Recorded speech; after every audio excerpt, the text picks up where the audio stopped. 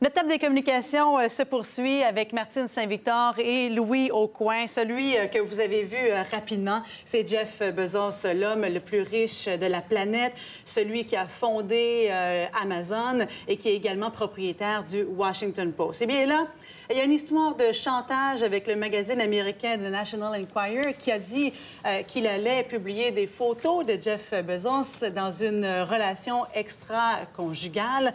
On sait que Bezos a annoncé son divorce en janvier dernier. Qu'est-ce que vous voyez, vous, Martine et Louis, dans cette guerre d'images, hein, on peut dire ça comme ça quand même, qui se joue actuellement aux États-Unis? Oui. Oui, je pense qu'évidemment, Jeff Bezos étant l'homme le plus riche du monde, propriétaire du Washington Post, il y a cet aspect, si on veut, sensationnel. Et lui, il s'en est pris à l'intimidateur en chef, c'est-à-dire Donald Trump, parce que ce qui est choquant dans cette histoire, c'est la proximité au président des États-Unis, encore une fois. Donc, c'est un autre scandale dans la sphère de Trump, et c'est ça, qui, selon moi, qui est le plus grave. Parce que Bezos, nous, on en parle, on le connaît ici, on a déjà parlé d'Amazon ici, mais la réalité, c'est que c'est pas une célébrité, c'est pas un acteur d'Hollywood, c'est quelqu'un qui, quand même, reste pas nécessairement connu de tous les Américains. Et pour mettre les choses en perspective, il y a un sondage qui est sorti il y a 4 jours et 12 % des Américains ne savaient pas qui était Mike Pence, qui est le vice-président des États-Unis. Alors, allez voir Jeff Bezos.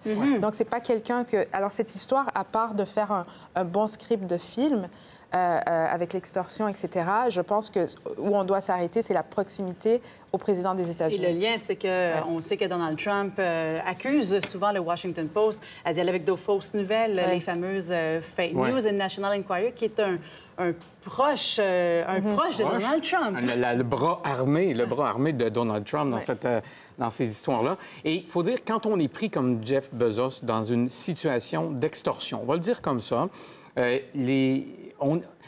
on a deux choix. Ou bien on se soumet, ou bien on paye, ou bien on... Mais le problème, c'est que si ça fonctionne, l'extorsion une première fois, bien, la personne qui est le groupe, le média, n'importe qui fait de l'extorsion va revenir et va redemander de l'argent, des services, etc.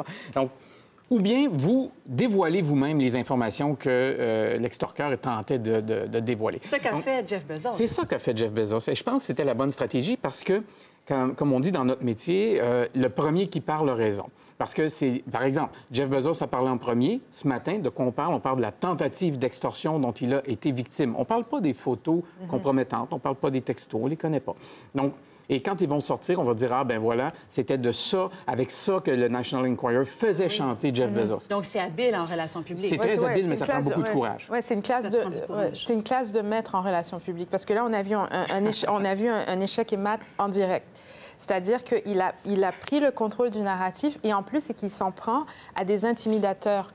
Et il a dit quelque chose d'extraordinaire, Jeff Bezos. En passant, le président l'appelle Jeff Bozo. Alors, c'est pour vous montrer qu'il y a une relation... c'est pas des amis. Non, c'est une relation très houleuse. Mais il a dit quelque chose d'extraordinaire. Il a dit, si moi, je ne peux pas me défendre contre cette intimidation, qui pourra le faire? Qui pourra le faire? Parce que lui, il a accès à tout. Et il a dit quelque chose d'autre de très intéressant. Il a dit, il faut faire une investigation pour savoir comment est-ce que mes textos ont été retracés. Ah, mais oui. Et lui, en mettant le doute, en disant, c'est fort ce qui a été fait, et c'est certainement une intervention d'un gouvernement étranger. On parle même de la Russie. Oui, donc là, on revient encore sur ça. Quels sont les liens avec le président des États-Unis et la Russie? Donc, il a vraiment réussi à contrôler le message et à mettre l'emphase ailleurs. Parce qu'effectivement, les photos, à ce stade-ci, on s'en fout. Donc, il devient la victime. National Enquirer devient le méchant. Et lui, finalement, il n'est pas vu par les Américains comme étant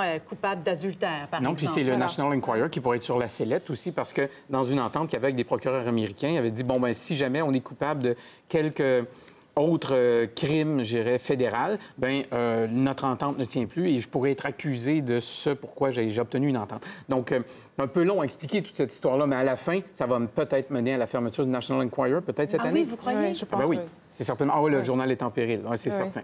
Avec cette histoire-là, Avec cette ça peut histoire-là. mener à la fin du journal du tabloïd. Oui, bien, je ne sais pas si on va être beaucoup à pleurer, mais Oui, enfin... oui, je pense que oui. Puis aussi, ce qui est intéressant, c'est que le National Enquirer, ça, c'est le groupe, le AMI, c'est le groupe de Trump qui le défend toujours, lui qui méprise tout le reste de la presse.